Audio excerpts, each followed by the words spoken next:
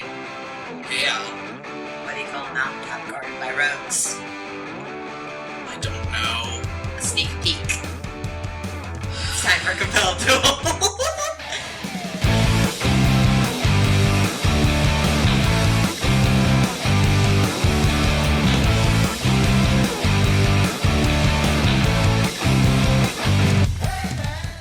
Hello everybody and welcome back to Compelled Duel. I'm Barry.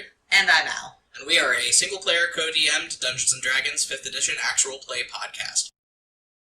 Last time on Compelled Duel, Fee Valsine discovered some shit, didn't she? Yeah, a few things. Yeah, you rescued the bard Mira, whose name it turns out was actually Sabine Javaris. It turns out that Sabine was connected to a secret society, conspiracy theory, something of that type, and also was connected to Soren Shakrana, Leo's ex-fiancé, and also the guy that shipped Fee and Fen all the way to the opposite side of the country by messing up their teleportation circle.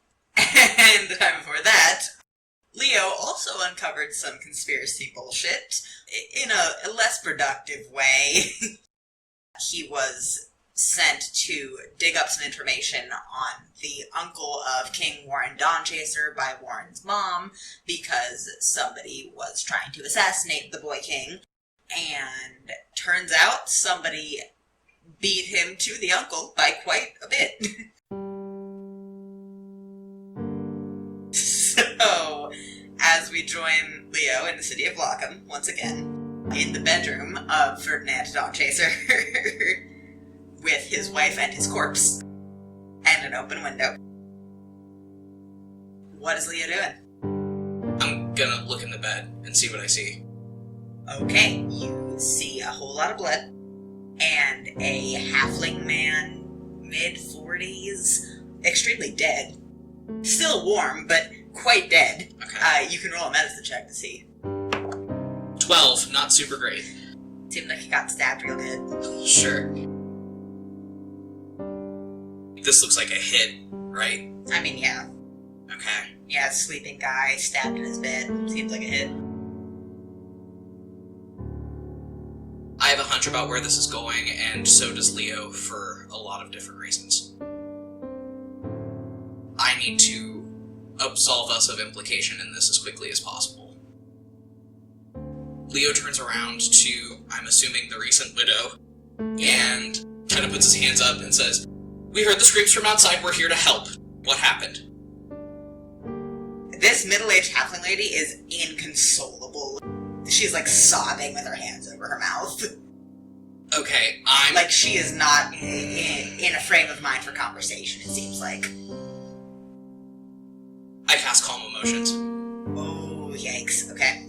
That's gonna be a DC 14 Charisma saving throw. That's an 8, she doesn't get it. Oh, Zed's also gonna have to roll, because he's gonna be in the sphere. Oh, great. And so will I, but I'm already... am I calm? I don't know. No. Leo could also use the Calm Emotions, so hold on. Oh, you could choose to fail it. Yeah, I definitely choose to take my, my magical Xanax real quick. Oh, God. That makes a save. Wow, okay. Yeah, I'm gonna rephrase again. We're here to help. What happened? She like slowly lowers her hands to her mouth and goes, I don't know, I was sleeping, I heard something creak, I heard the window open, I think, and oh God, Ferdinand, and she like puts both hands over her chest, she looks like shell-shocked. I am going to use my message cantrip for the first time and send a message to Zed, telepathically. This shit just got exponentially more dangerous. I need to go find Warren now. You look around here, meet me at the end. Here's funds. Got it. Just gonna leave the widow here? I'll message him back again. She has guards to protect her, and right now I'm starting to be afraid that Warren doesn't have anybody protecting him. I need to go. Got it. And he just nods and he's gonna head out. Okay. Yeah, I mean, before he goes, Leo's gonna turn around to the widow and just tell her, this room and out into the hallway will probably keep you calm. I did some clerical magic to help you relax a little bit. Get your guards in here. If there's anything I can do to help you get to the bottom of this, please let me know, and I'm gonna give her, like, one of my letters of pedigree, or whatever. Okay. Like, my fantasy business card. Yeah. Yeah. Because you've calmed emotions, she doesn't know what to feel that is not consuming horror and grief at this moment, so she's kind of not feeling anything. She's kind of checked out. Mm-hmm. So she just kind of takes it and goes, right. Yes.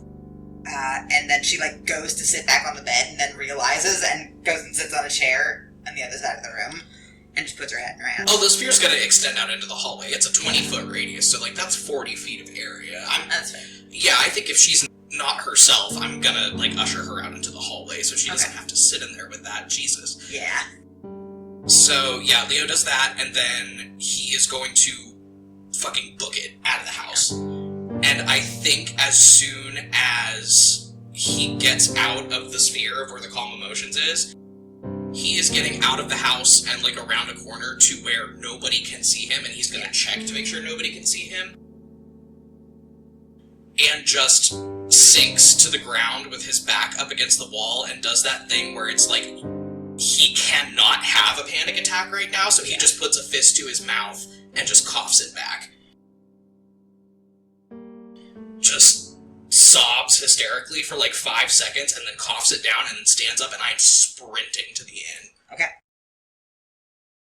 You run back to the inn. Are you going back to the room that you were in earlier? Yes, running. Okay. Not stopping. Okay. You open the door, and Eleanora Ashthorne is having her hair braided by Warren Dawnchaser. It's not going super well because Warren has very pudgy little hands. He's a 10-year-old, and Eleanora has, like, jaw-length hair. But he's doing his best. Doing one of those, like, tiny preteen braids. It's not good. They look up, and Eleanora says, "Oh, hey, Leo." Oh, thank Kimmerl. Leo runs in and fucking hugs Warren, like, pulls him to him super tight. He looks a little confused. "Hi, Leo. Eleanora said we were gonna have a sleepover." We are, dude. I'm here for that.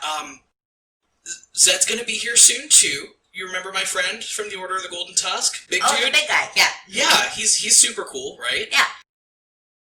I need to go talk to Eleanora for a second. Are you cool to hang out in here? Okay. I need you to go lock the window for me, okay? Okay. He, like, goes over and locks the window, and then over his shoulder, he's like, "Can we get snacks?" I will go right downstairs and get snacks, I promise. I just, really quick, and I look at Eleanora and, like, jerk my head into the hallway. Her eyebrows draw together a little bit, and she, like, nods slowly and then goes out to the hallway with you. What the fuck is going on, Leo? Ferdinand Dawnchaser's dead.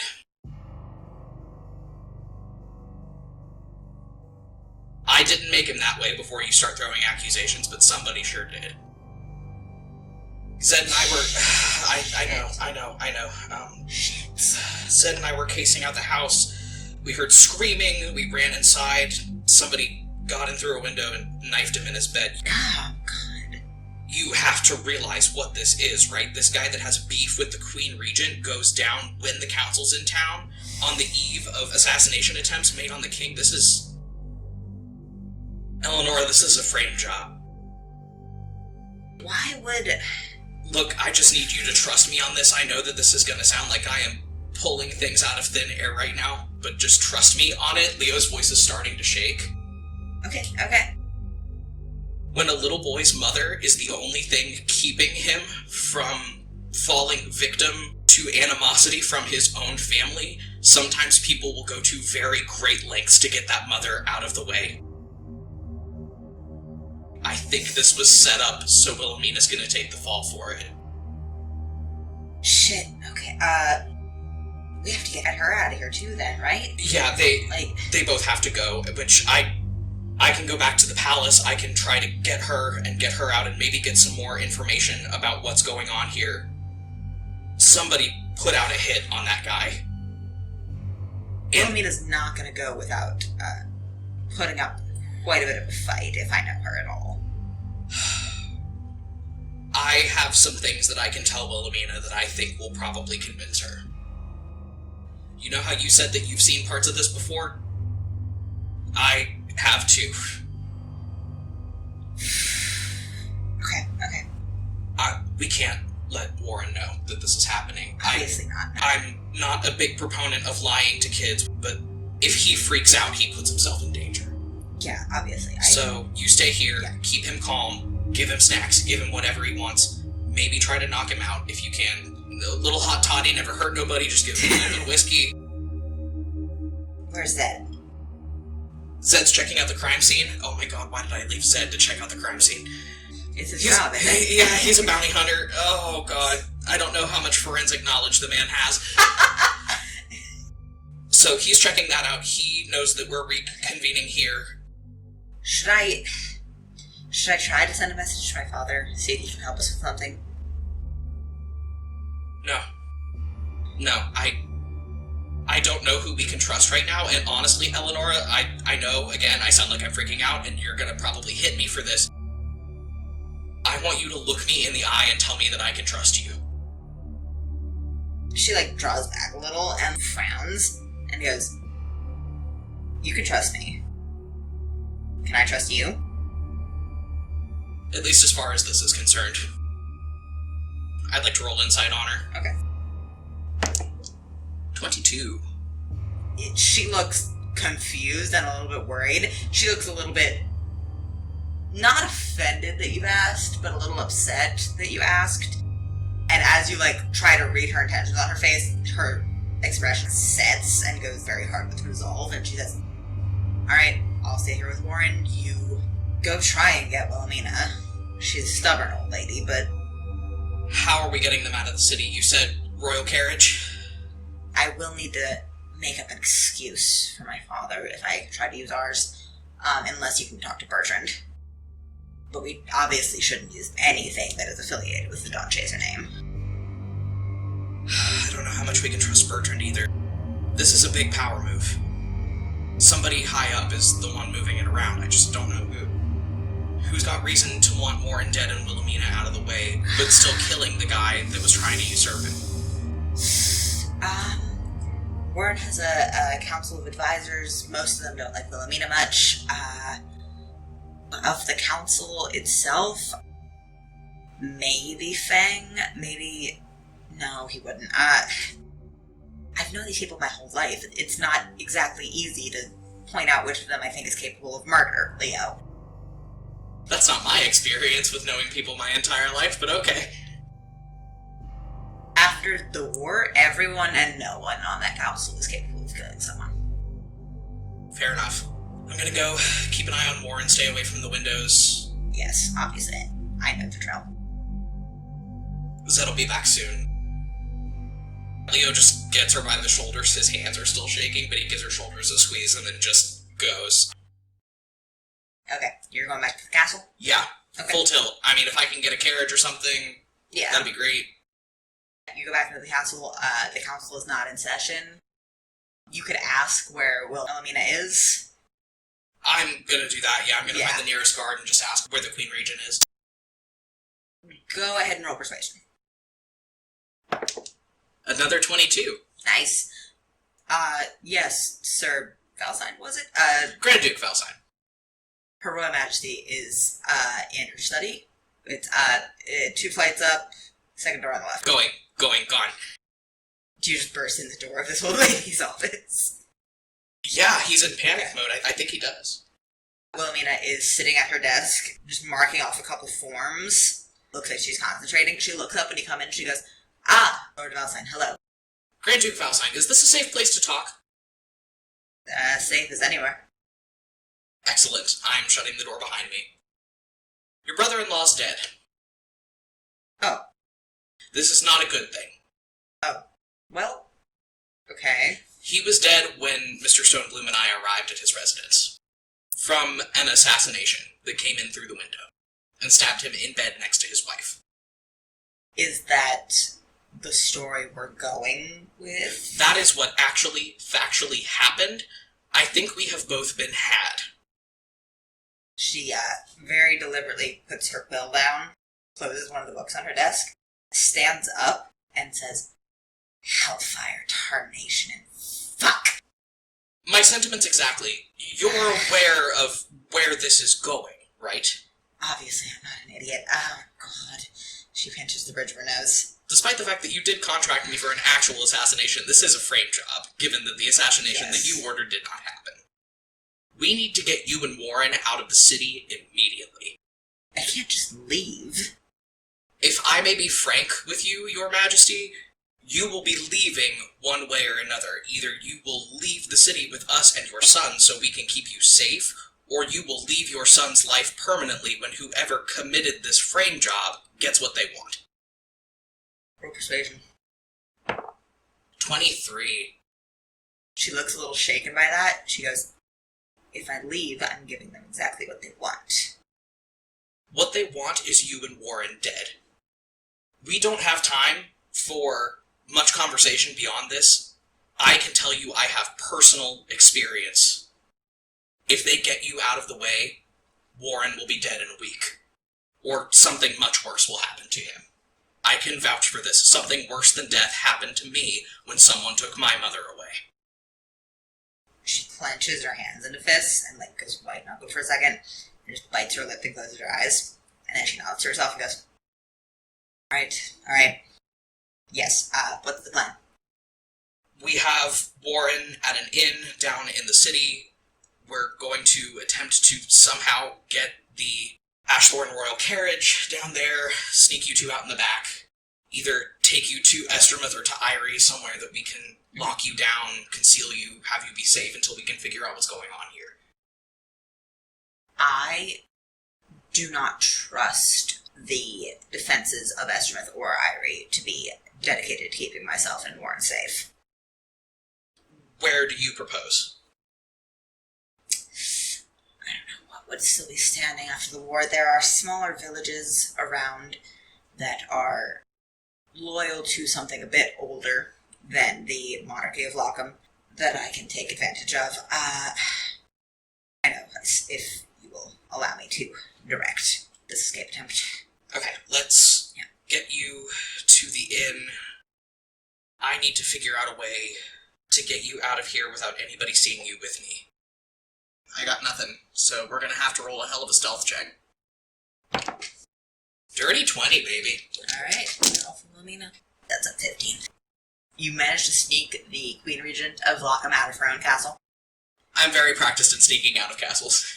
As you tell her that you need to sneak out, she, I think, pulls a scarf out of her desk and just ties her hair up out of the way, and then pulls out a cloak from a wardrobe against the wall next to a bookcase, and then just throws it over her head. It half shadows her face. She looks pretty unobtrusive.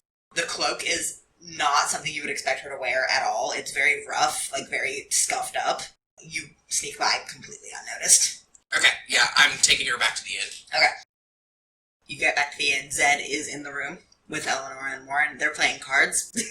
Oh, no! As soon as you walk in, Warren's head pops up and he goes, Mom! And then runs across the room and just hugs Wilhelmina around the waist. And she goes to hug him back and closes her eyes for a second and looks raw. Oh, hey, Warren. Hey, darling. I brought her to the sleepover. Awesome! He, lets her go and spins around, and you watch Wilhelmina shut her face back down and then just, smile really pleasantly. Okay, do we have other games? This is boring. Zed from the other side of the room, where he's, holding a hand of cards, goes, Hey! Because you weren't letting him bet on it, man. I mean, if you're gonna teach the kid to gamble, teach the kid to gamble. Warren says, yeah, teach me to gamble. And then Wilhelmina says, oh, that's not. So, I think that we're gonna do another fun sleepover tradition. I used to do this one when I was a kid. Okay. Warren, have you ever heard the word joyriding before? What's that mean? It means exactly what it sounds like, buddy. We're gonna take a carriage, and we're gonna go for a ride. Oh, yay! And I look over at Eleanora we're gonna take a carriage, right? Yeah, see, and she, leans really close to her, and she says, see, it's no fun if you take your own carriage, so we're gonna borrow my dad's. We're gonna borrow it without asking, Warren. And Warren gets that gleeful look that 10-year-olds get when you tell them they can do something they're not supposed to. Let's go. Joyriding. Joyriding, yup. And then I would like to just get them out of this fucking city as quickly as possible. Yeah. I'm gonna roll for group stealth. Oh, here, I'll contribute to that. That was only a 14. Okay. You go back towards the direction of the castle to the royal stables, and Eleanora, I think, is going to take one of her, chakram blade things and break a lock on a big stall in the royal stables. Hell yeah. She, shrugs. She says, easier than getting the key. She opens this door up, and you see the big royal carriage with the Ashthorn crest on it. And she goes, okay, let's go. I get in the carriage. Okay. I don't know how to drive a carriage. I hope somebody here does. I think Zed will say, I kind of know how to drive a carriage, and I'm the only person that no one's going to recognize on sight. There's always one in every friend group that can drive. And Eleanora hops up, and she, goes to Warren, and she goes, hey, do you want to play hide and seek? Okay. And then she throws a blanket over his head. And you gotta be really quiet so nobody finds you, right? And then from under the blanket, Warren goes, yeah! Is there room for me to go, sit shotgun with Zed? Yeah. I can't be in the carriage with this family. Leo can't handle that right now. He's in full trauma response mode. You hop up on the front seat, and Zed goes, you wanna navigate? Let's go! And you head off. I dissociate for the entire trip. Ooh, yikes.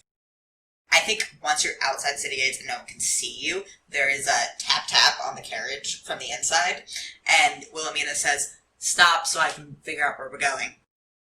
You stop, and then Wilhelmina, bustles out of the carriage and brushes herself off and goes, I have to figure out what's still standing out here. It's been a while. Do you want to switch seats? Yeah, that would probably be a good idea. We may have to cross the lake. You know better than I do. And yeah, I'm gonna hop down out of the front seat and go just try to keep Warren and myself occupied. Some time passes, the carriage is bustling along, and then the carriage stops again, and you hear a slow rushing of water, and then Wilhelmina says, here, everybody hop out. I hop out, take the blanket off of Warren's head. Yeah, he pops back up, hair completely fucked up. He hops out, and then his mom just, smiles at him and goes, Warren, honey, do you and I have a cape? And he goes, yeah, sure. And then she will take the blanket that was in the carriage and just, tie it around his neck. If anything happens to this child, Al, I just want to let you know that, on a personal level, I bury the person, know where you sleep, and I will come for you. Yeah, that's fair, that's fair. Wilhelmina just leans close to Warren and says, we're gonna play a secret mission, okay? Remember the rules? And then Warren says, yeah, be quiet, keep my head down. And she goes, good job. And remember, take the cape. And then she, makes a motion like she's hugging herself. Keep it tucked real tight, okay? And then he grabs the cape and tucks it around himself, and you have no idea that he is dressed in still cane clothes. That's what I'm talking about, baby. Let's get these people out of here. She says to Warren, we're gonna go for a boat ride. We're gonna go talk to one of Mommy's friends, okay? And then Warren says, okay. She points out a boathouse, and he just, takes off. Keeping one eye on him, Wilhelmina says, it's not an official ferry, and it's probably going to stink like fish, but... Again, I left my own country in a wine barrel. I don't have high standards. Fair enough. I drank the wine out of the barrel so I could fit in it. Zed goes, nice. Eleanor says, are we just going to leave the carriage here, or... should I take it back? I would like you to come with us, but also leaving an evidence trail isn't something we want to do. Yeah. I don't want to have this be the way things play out, but yes, you take the carriage back to the city. Go. Be safe, Eleanora, please. I do my best. Go back to the city, go back to the palace. Try to recuse yourself from the situation as much as you can. We don't want misplaced suspicion falling on any of us. Yes, obviously. She's gonna, grab you by the shoulders and just lean over and kiss you on the cheek and say, be safe. Keep everybody else safe. I'll see you soon. And then she hops back up on the front seat of the carriage and she's off. Leo just stands there blinking. Just very bemusedly, and I think blushing just the darkest possible shade of blue. God. Zed, like, pats him on the back and says, alright, let's go. Okay, yep. Getting on the boat, saving the 10-year-old, assassination attempts, people are dying, let's go. Okay. Yeah, Warren has already, like, entered the boathouse that his mom pointed him towards, and Wilhelmina is following after him. You enter, and you see just the oldest lady, just, like, bent back, crooked nose. Looks like she's seen some shit. Hello. She, like, looks over at you balefully, and then just, like, grumbles. And then Wilhelmina says, don't mind Agnes, she's a bit of a strange one. And then, like, raises her voice and says, but a very dear friend, and one that I have a lot of gratitude for. And Agnes just, like, waves her off. And Warren is sitting in the boat she's fussing with, like, joy right, joy right, joy right. He's gonna start chanting with him, joy right, joy right, joy right. Zed joins in also. Wilhelmina, as the boat is untied and Agnes is opening the doors, she's talking to Agnes very quietly. You can't really hear what they're saying. You could try, but... Okay, yeah, Yeah. Would that be, what, perception? Yeah. Mod 22. Damn. Ooh, remind me what languages you speak. I speak Common, Draconic, Dwarvish, and Elvish. Okay, you don't understand what they're saying. There's repetition of something that it kind of sounds like a title, you guess, from, like, the tone that it's said in, from Agnes, and Wilhelmina waves her off. And then a little bit louder in common, she says, and thank you again just so much for the favor. Where are the oars? And then Agnes, like, points her towards a box, and she goes over and grabs a couple of oars for the boat, and she says, alright, here we go. Hops in the boat and hands it over to Zed. Sail across this lake. What's your passive perception? 16. Okay. You don't see anyone coming after you. Like, it appears that you have gotten away from the city with not a lot of fanfare. Perfect. Yeah. The lake is still clear. There's just the sound of Zed and Wilhelmina just rowing across the lake. And... I mean, like, I'll take... No, I won't. Never mind. I, like, just got this manicure. I really don't want to screw it up. God! You just row in silence for a couple hours. I think Warren starts trying to play, like, a road trip game. I spy something blue. Is it the water? Yeah. I spy something wet. Is it the water? Yep. I spy something moving. Is it the boat? Yeah. And this just goes on for like a couple hours. Warren is trying so hard to keep himself occupied. I spy something fleeting and impermanent. No guesses? It's my belief in the inherent good of the world. So you get to the other side of this lake, and Wilhelmina nods to herself and brushes herself off and then says, damn, I wish I'd worn pants. Well, nothing for it. Let's hike. And she just, like, sets off up a hill. I also wish I had worn pants. You know the other side of the lake is, like, butting up against the mountain range that kind of separates the sovereign principalities of Tordun from Darir. The low population nation on the other side. You don't really know a lot about it. Wilhelmina sets off, and then she turns to Zed as you're walking. She goes, do you know anything about settlements in this area? I haven't been over since, before Warren was born. And Zed goes, I mean, a lot of shit got mowed down during the war, I know that. I don't know about any big towns over here. She goes, I used to know more, but you get older, you get married, you stay in one city for 15 years. And I haven't really heard any communications from the area, but I know where we can go. And you set off. You're walking for like a few hours. I think it's like almost dawn. Warren is half asleep on his feet. I'm gonna just kind of message Zed, like, hey, can you get the kid? Zed turns to Warren and he says, hey, you want to do a piggyback ride? And then Warren goes, yeah! And Zed just like hoists him. And you get to a small clearing in the woods. And you see a stone structure a little bit further in the woods. And then Wilhelmina puts her arms up to like stop everybody and says, wait just a moment. Okay. And then she clears her throat and says something in the same language she was talking to Agnes in. Fuck, okay. There's a pause, and then out of the woods comes a little figure. A little bit taller than you, maybe like 5.5 feet tall. A very solidly built young man, you think. Wearing a brown cloak. Big, rounded ears, almost like a deer's ears.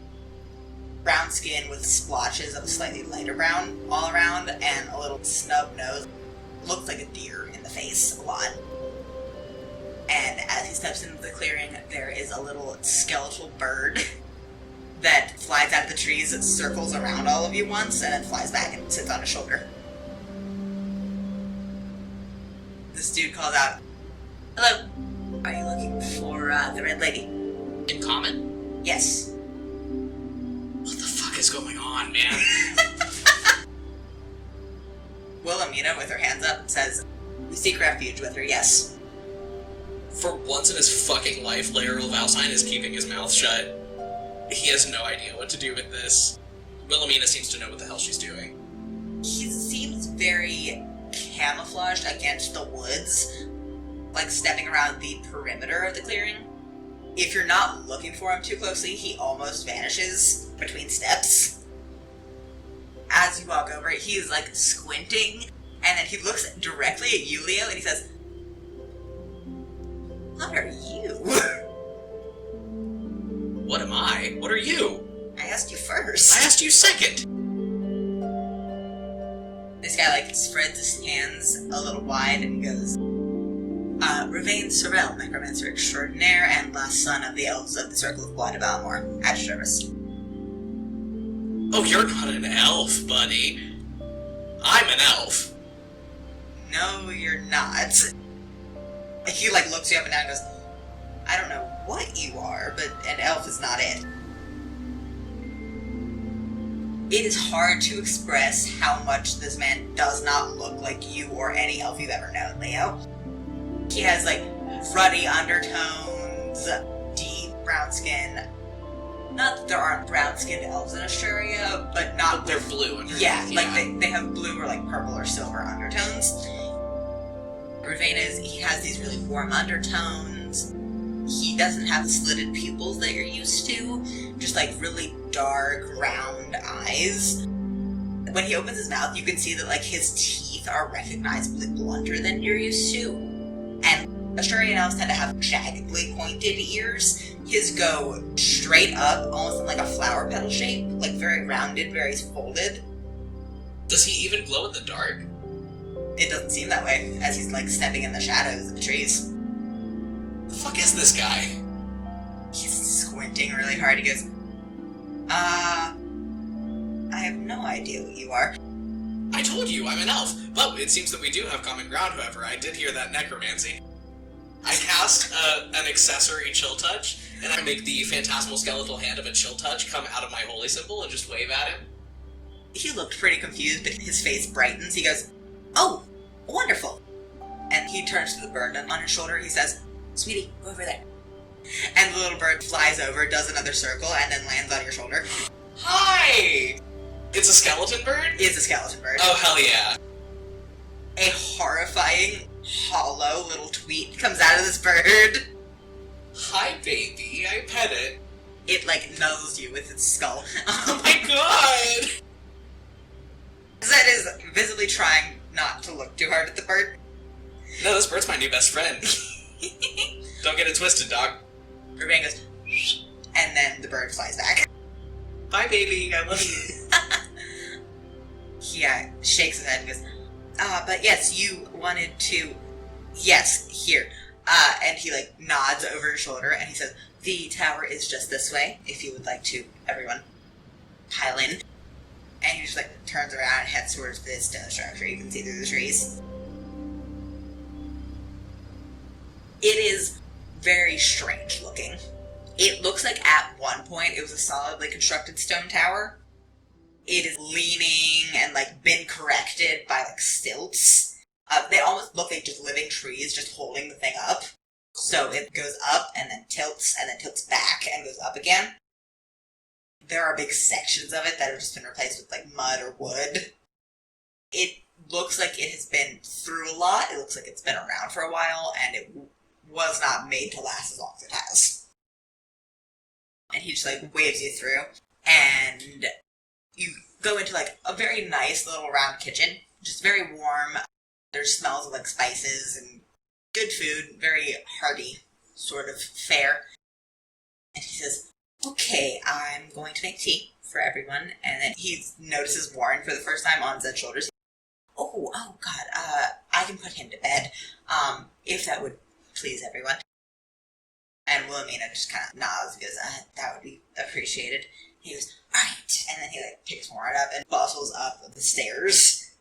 And you see other animal skeletons just kind of rustling around the kitchen. I'm gonna lean over to Wilhelmina and go, no, but really, does he actually think he's an elf? Because somebody needs to talk to him. Wilhelmina leans back over to you and says, he's a dowrier elf, dear.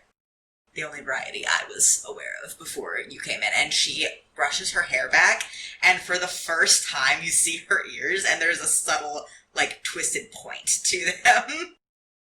Yeah, cool, because I needed another crisis today. She just kind of, like, shrugs. She says, as far as I knew, there weren't a lot.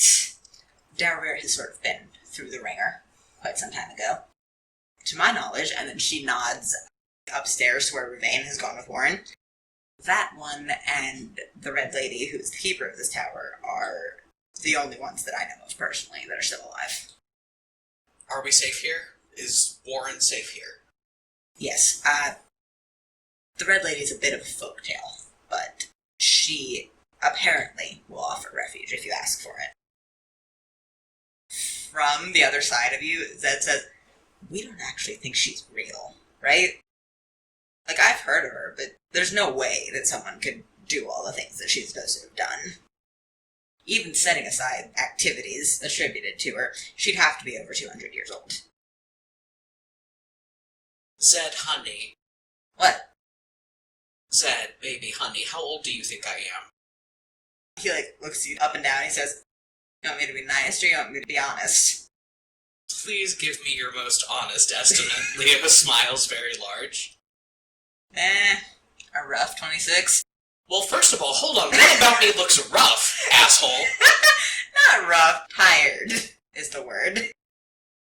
Gotta get better about my skincare. Anyway, shithead, I'm 130. Bullshit. I pull out my fucking scroll of pedigree that probably has my birth date and birthplace on it and show it to him. He, like, holds it up, squints at it, and then holds it up so there's light going through it from the torches. Bullshit. And then Ruvain bustles down the stairs. He goes, okay, tea, that's what I was doing. And then he bustles over to a stove and gets a kettle out from somewhere. Hold on, I have a theory. How old are you, Bone Boy? I don't know exactly, but somewhere around 115. Zed again says, bullshit! And Ruvain says, yes, tea, food. You probably haven't eaten. I'm so hungry. Yes, I will get, and then he, like, bustles around and opens up a box and pulls out, like, some fruit. And he's slicing things up and getting things prepared when the door opens again.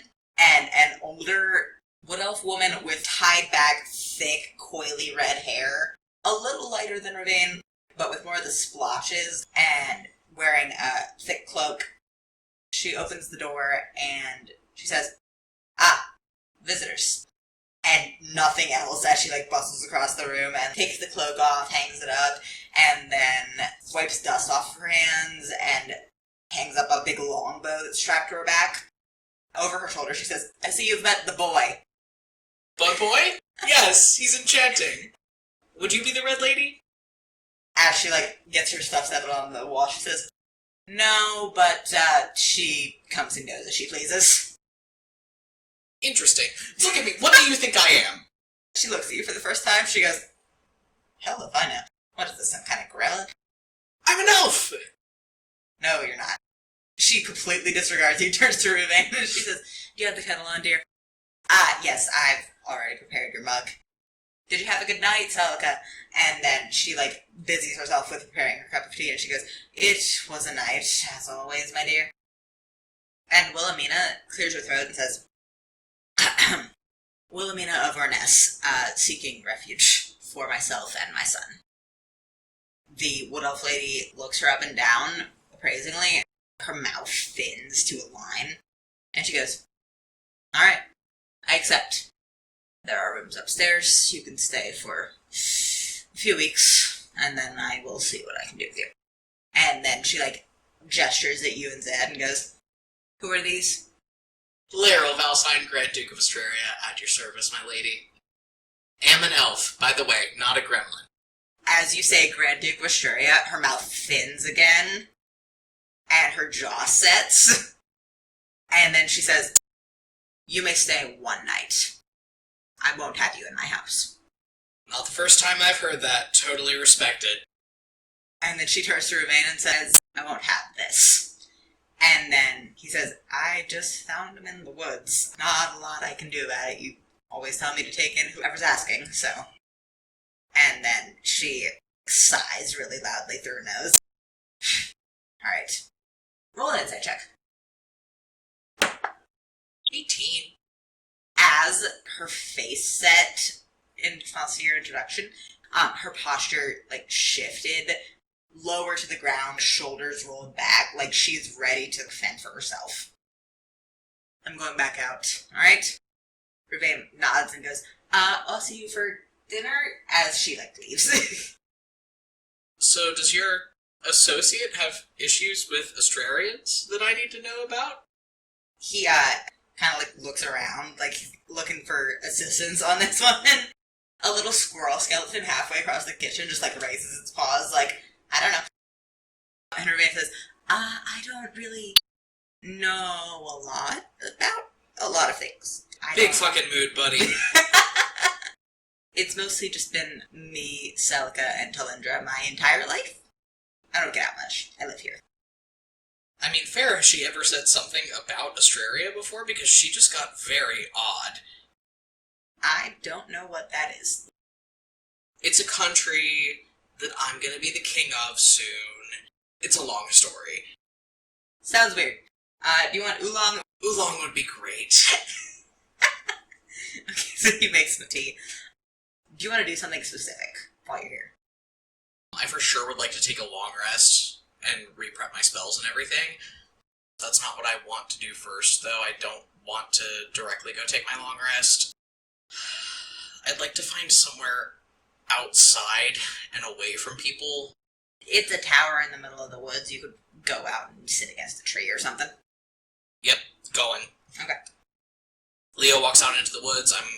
He's gonna look around and make sure that nobody is there watching him, and then have a fucking apocalyptic tear panic attack, just curled up in the roots of a tree. And then he's gonna go back to the tower. Blue, bloodshot eyes. Definitely looks like he's been crying. He's probably not trying to cover that up too much, because Warren's asleep. Yeah, I think while you were doing that, Wilhelmina went up to bed. Ruvain's still bustling around this kitchen, and Zed is trying his best to sit at a very small table. He's, like, visibly too big for the chair that he's sitting in. As you walk in, he's, like, smiling, and then he shuts down and he goes, what's up? Nothing. Bone Boy. Ruvain, right? From the stove, Ruvain goes, Bone Boy? Yes? the bird, the bone bird, necromancy. Anyway, you got anywhere a guy could take a trance around here? Well, it's the middle of the day. You could use my room. Perfect. There's probably skeletons in there. I'll feel right at home. Yeah, third floor.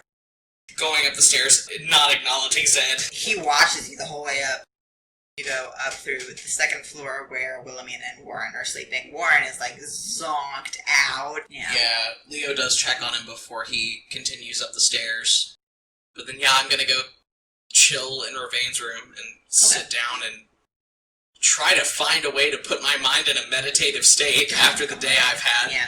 It's a nice room. There are a bunch of woodland skeletons in boxes. As you, like, sit down on the bed, there is a cloud of, you think, dust that just kind of raises off of it. Not getting too much action, buddy, huh? Actually roll a constitution save. 9. Okay, you take 2 damage. Gross. But yeah, you go ahead and take your long rest. I think when you wake up, you can, smell food from downstairs, and Zed is on the bed next to you, just fucking unconscious. Yeah, he's just gonna try to wake up Zed. I think Zed's a pretty light sleeper, so you nudge at his shoulder, and he, sits bolt upright. How's that? We need to go, remember? Because that lady doesn't like me for whatever reason.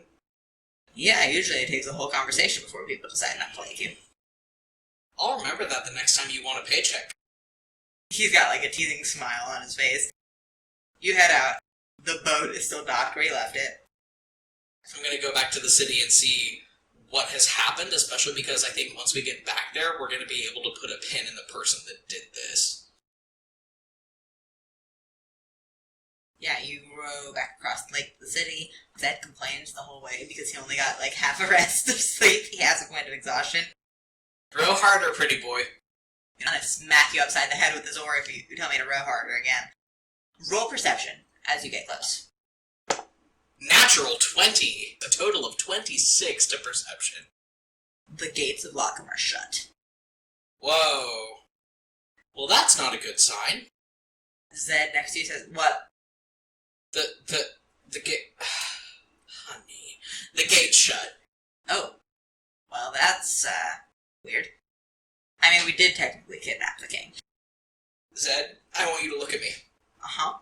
I need those words to not come out of your mouth again, especially not once we are within the walls of that city. Do you understand what I am saying to you?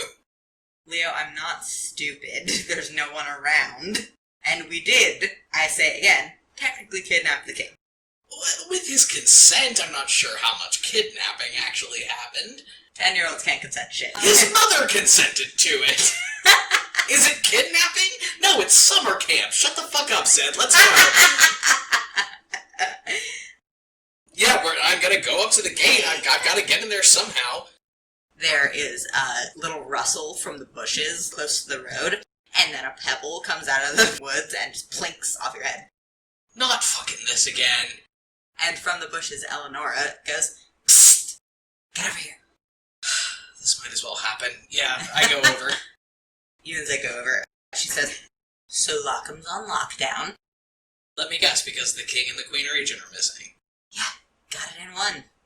Oh shit, the king and queen regent are missing and Dawn Chaser's dead. Do we have an inn?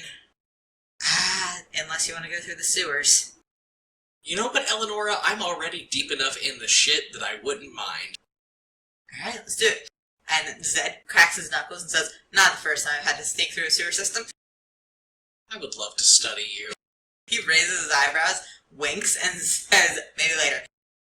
So I'm going to do a group stealth check. 15. You manage to sneak into the city sewer system. It's bad. Obviously it's bad. As you're walking, with her nose held, Eleanora says, "So, everybody's, settled and safe?" Well, why did you not tell me that I'm not the only kind of elf there is? What the fuck are you talking about? There are, fucked up deer elves, and they think that I'm weird. I mean, you are weird, but... Leo just puts his hand up and just keeps walking. Like a thumbs up, yeah, they're good.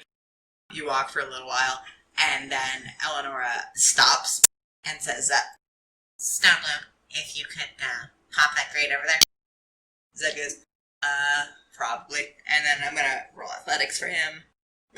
Zed rolled a 6, and then Eleanora says, "For fuck's sake, lift me, I'll get it."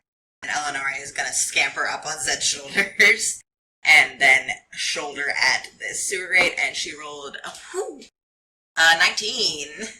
So she pops the sewer grate open in one elbow. God damn. She just grins super big, lopsided. "Gentlemen." And then she hoists herself up onto the street. So you come up near the brass bell. You hear somewhat of an uproar uptown near the palace. Well, that doesn't sound good, shall we? We shall. Zed just groans. You know, I was going to give you a bonus for this, but then you told me that I looked rough yesterday, so... You don't look like you get enough sleep.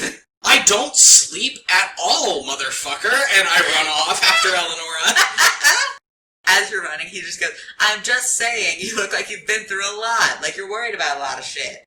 Leo does the thing where he coughs down a panic attack again. Case in point. As you near the palace, you see a halfling man in dark robes addressing a crowd. I'd like to roll an insight check onto who this dude is. Okay. 24. This is Chancellor Reginald Cobblehill. He is one of the head advisors in Warren's cabinet. What's he saying?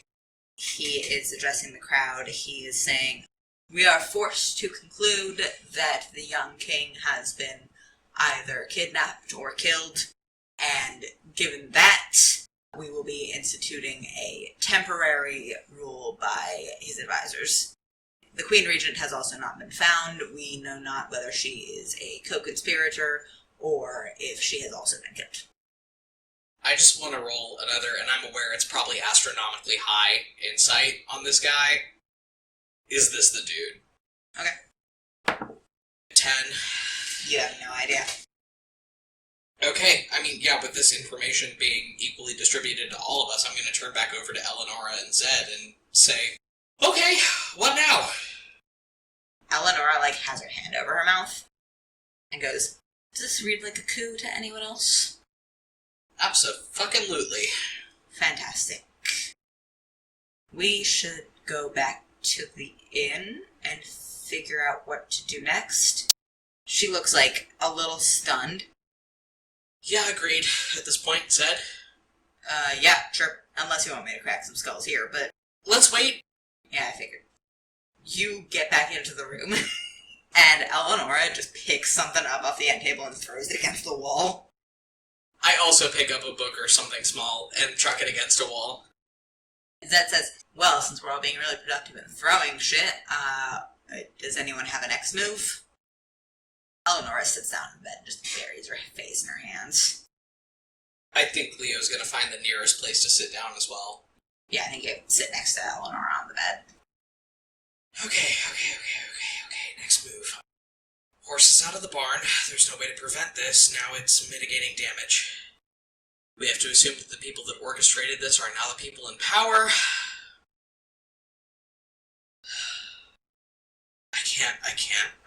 I can't do this. Warren and Wilhelmina are safe for the time being. For the next several weeks at least. Gang, it might be time for us to distance ourselves from this. Eleanora just folds over a little bit more, curls in on herself. Hey, what's going on? Talk to me. Leo tries to get her by the hand, hold both of her hands in his. It's not, oh god. It's happening again. She takes a deep breath, and she looks like she is also on the verge of a panic attack. How can I help? As you say that, she takes a deep breath and shakes her head, and then, no, I'm good. I'm great. I'm fine. You're not great or fine. Is there something that we need to know? I forget that not everyone knows. It's fine, I just have bad experiences with, political coups. Do you want to talk about it? Mr. Stonebloom, could you, I think we all need to eat. I think we need, a minute. And he goes, sure.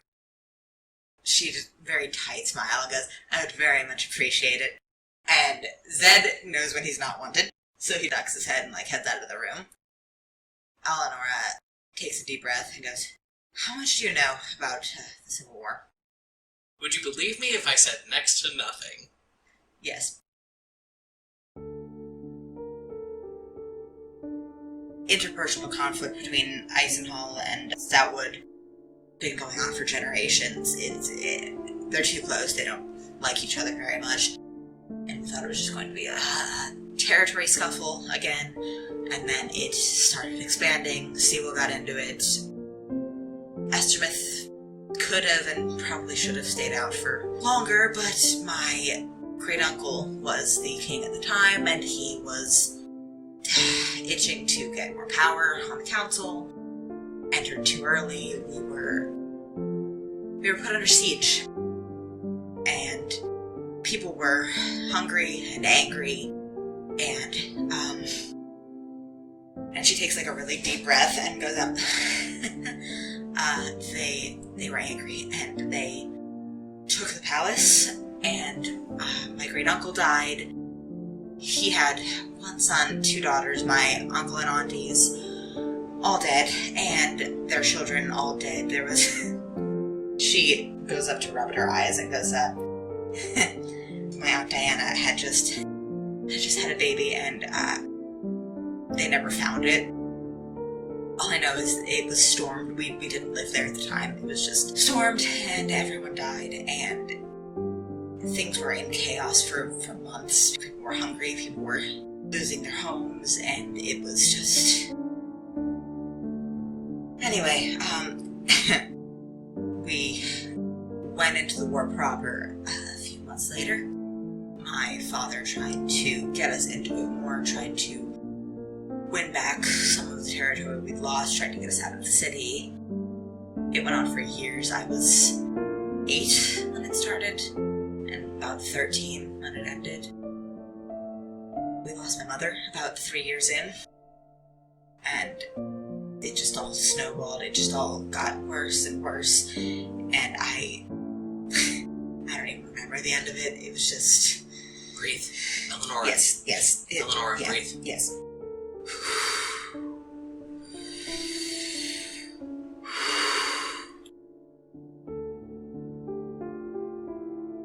I'm so sorry. I'm so sorry I didn't know. I'm sorry I pushed you to talk about it. It's fine. It's fine. It's just... all of this is sort of a lot. I understand in a way that's very different from the way you understand.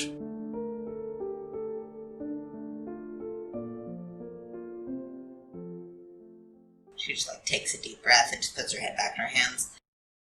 And Zed comes back in holding a platter of just bar food. Yeah, Eleanora just curls up against the headboard of the bed. Alright, so the next question we need to ask is... what do we do? I don't know a way out of this that doesn't get Mulligan and Warren killed or exiled. I don't accept that. And Zed, he's just sitting on the floor, and he crosses his arms and goes, well, I'm not one for politics, but for my money, exile is better than death. You'd be surprised, Zed. Hey, you're not dead, are you? Not yet. Not yet is better than yes, when it comes to that question.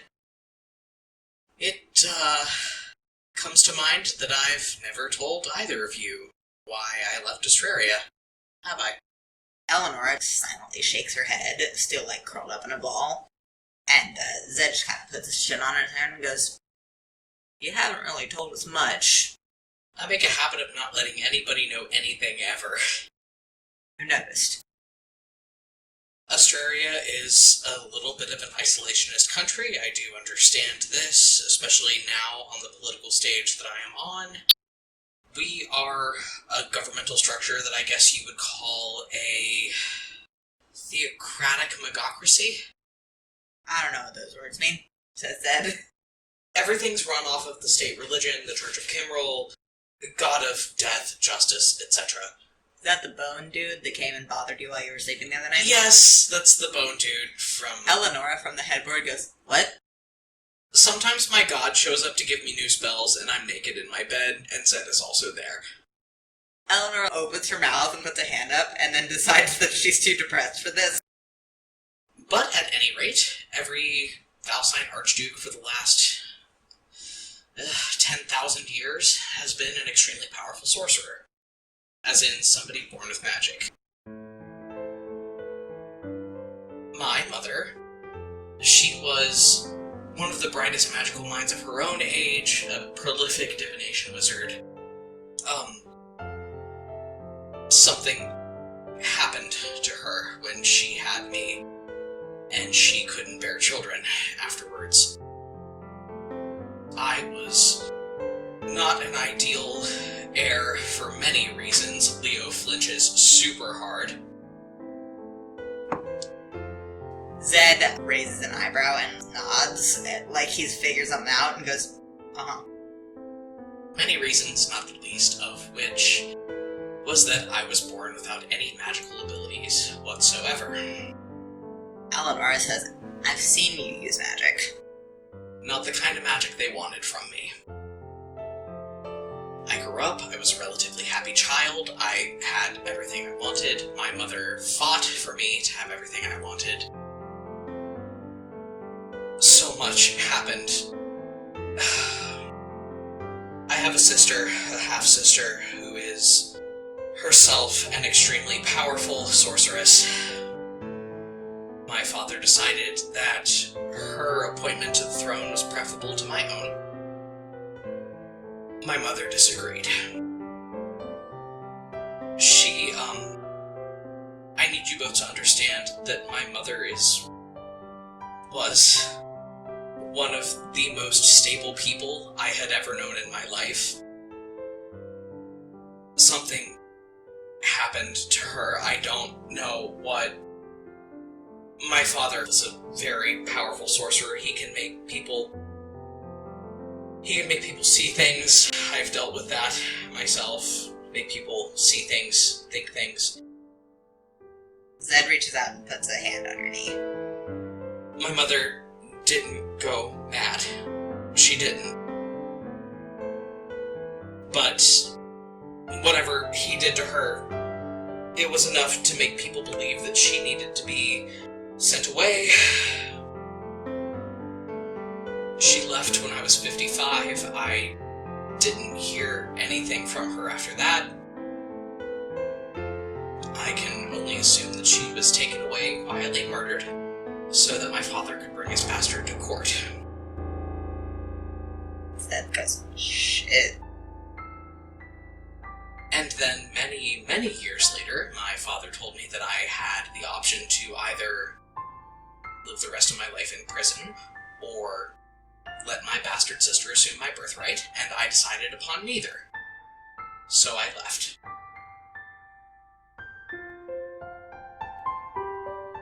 Warren and Wilhelmina are not dying, and Warren Dawnchaser is not losing his throne. Zed nods. I'm here for whatever you want me to do. I just wish I knew what that was. Behind you, Eleanora takes a deep breath, and then she gets off the bed and she leaves the room. I follow her. When you start to follow her, she waves you out. I'm taking a walk.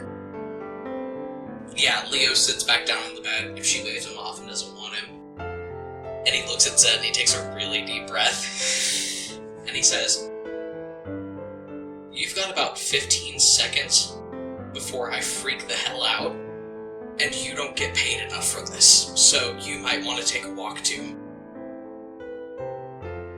Zed straightens the shoulders and goes, this one's on the house. Cool. Leo breaks down sobbing.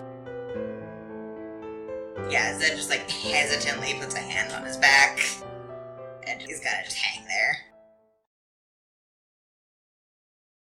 Some time passes. Zed's still there, just hand on your back. Eleanora has come back in at some point, and is just kind of laying on the floor, just looking at the ceiling, tossing a dagger. Okay, next step.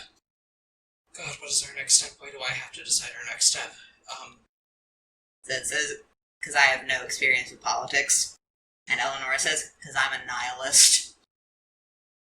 Okay, next step. We find a culprit and we find proof? Yes? Good? Yes, sure. Should we check back in with Warren and Wilhelmina? I don't have a way to. From here, it's a 6-hour journey. I think Wilhelmina should get a voice in what happens next, don't you? Warren's too young to understand, but Wilhelmina is well aware of the political machinations here, more than any of us is. To the lake, then. You set back off again? Do we have to go back out through the sewers? Yeah. Oh, man. Absolutely, yes. Oh, man. By the time you are across the lake, it is dark. Probably 10 o'clock at night. You hike back up through the woods to the tower. And roll me a Constitution save. Oh, shit. Dirty 20. Okay.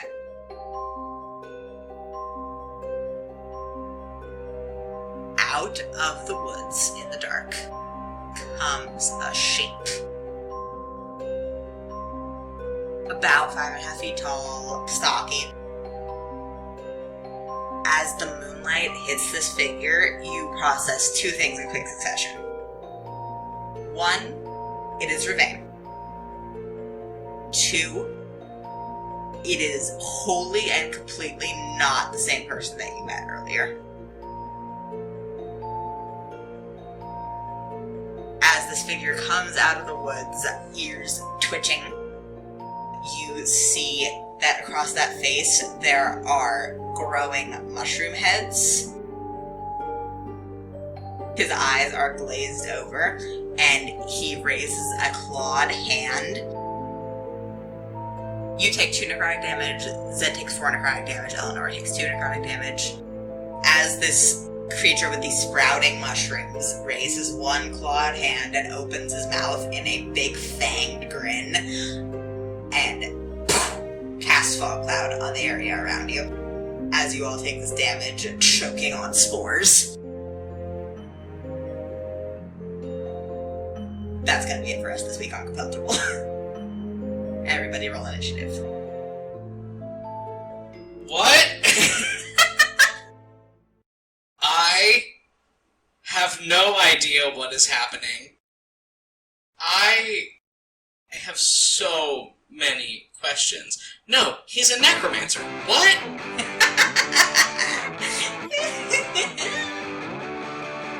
Oh no.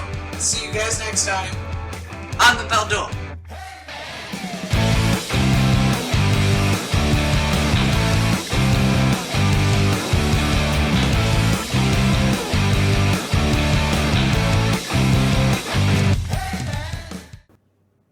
Hey everybody, Barry here with the postscript, just taking care of a couple housekeeping things here at the end of the episode.